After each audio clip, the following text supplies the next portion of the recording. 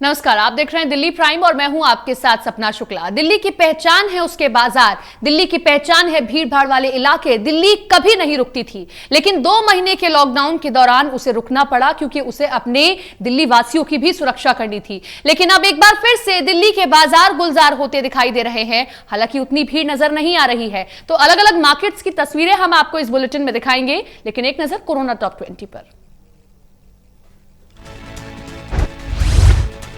देश भर में कोरोना का कहर है जारी। 24 घंटे में नया रिकॉर्ड 5611 नए केस आए सामने। देश भर में संक्रमितों का आंकड़ा 1,06,750 हुआ। अब तक 3,303 कोरोना से लोगों की गई जान। दिल्ली में लगातार मामलों में हो रहा है इजाफा। राजधानी में संक्रमितों का आंकड़ा बढ़कर 11,000 के पार पहुंचा। कुल डिस्चार्ज हुए 5192 मरीज। अब तक 176 लोगों की गई जान। दिल्ली सरकार ने सशस्त्र नियम के साथ दिल्ली की दुकानों को खोलने की दी इजाजत। ऑड इवन के तहत करीब 2 महीने बाद खुली दुकानें। दिल्ली के लाजपत नगर मार्केट में भी सभी ऑड नंबर की दुकानें खोली गई। हरियाणा में कोरोना के 993 मामले हो गए हैं, जिसमें से 648 लोग डिस्चार्ज हो चुके हैं, जबकि अभी तक 14 लोगों की जान गई। दिल्ली गुरुग्राम बॉर्डर पर पुलिस पर पथराव किया गया। दिल्ली से गुरुग्राम आने वाले लोगों को रोकने पर पुलिस पर यह पथराव हुआ। बताया जा रहा है कि नाके पर खड़ी पुलिस पर पथराव किया गया।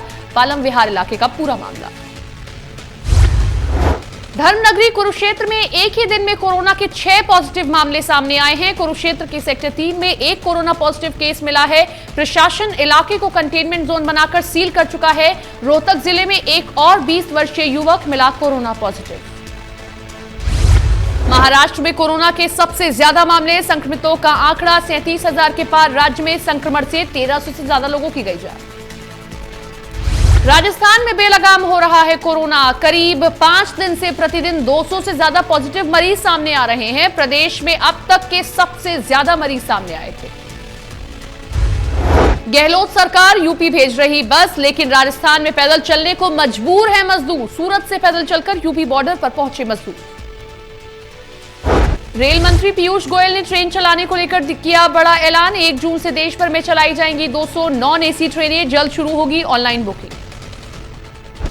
100 बसें लेकर नोएडा पहुंची कांग्रेस नेताओं पर हुई एफआईआर। लॉकडाउन तोड़ने का आरोप। कांग्रेस प्रदेश उपाध्यक्ष समेत 20 से अधिक लोगों पर हुआ मुकदमा दर्ज। कांग्रेस विधायक अदिति सिंह ने अपने ही पार्टी पर उठाए सवाल। अदिति सिंह ने ट्वीट में लिखा कि आपदा के वक्त ऐसी निम्न सियासत की क्या जरूरत है। 1000 बसों की सूची भेजी गई, जिसमें कुछ बसों में खराबी है। सूची ठीक से नहीं भेजी गई। ये कैसा क्रूर मजाक है। कांग्रेस की 500 बस पर गाजियाबाद के आरटीओ बोले, हमारी तैयारी थी लेकिन कांग्रेस की कोई बस आई ही नहीं। उन्होंने कहा कि उनके पास 500 बसों की जानकारी थी। 2 जगहों पर बसों को रखने और उनके सैनिटाइजेशन की व्यवस्था की गई थी, लेकिन कोई बस नहीं आई है। गौतम बुद्ध नगर में लॉकडाउन की नई गाइडलाइन जारी कर दी गई है। कंटेनमेंट जोन के बाहर औद्योगिक गतिविधियों की इजाजत। स्कूल, कॉलेज, शॉपिंग कॉम्प्लेक्स बंद रहेंगे। रेस्टोरेंट और मिठाई की दुकानें ऑनलाइन डिलीवरी करेंगी। उत्तर प्रदेश में कोरोना संक्रमित मरीजों का आंकड़ा बढ़ता जा रहा है। गोरखपुर में 6, पीलीभीत में 4, बागपत में 1, सहारनपुर में 1, हरदोई में 1 नया केस आज सामने आया। फरीदाबाद के 3 कोर्ट को 14 दिन के लिए क्वारंटाइन किया गया है। सारण थाना द्वारा पकड़े गए आरोपियों को कोर्ट में किया गया था पेश। फरीदाबाद में 2 आरोपी आए हैं कोरोना पॉजिटिव। दोनों को 2 दिन पहले ही कोर्ट में पेश किया गया था।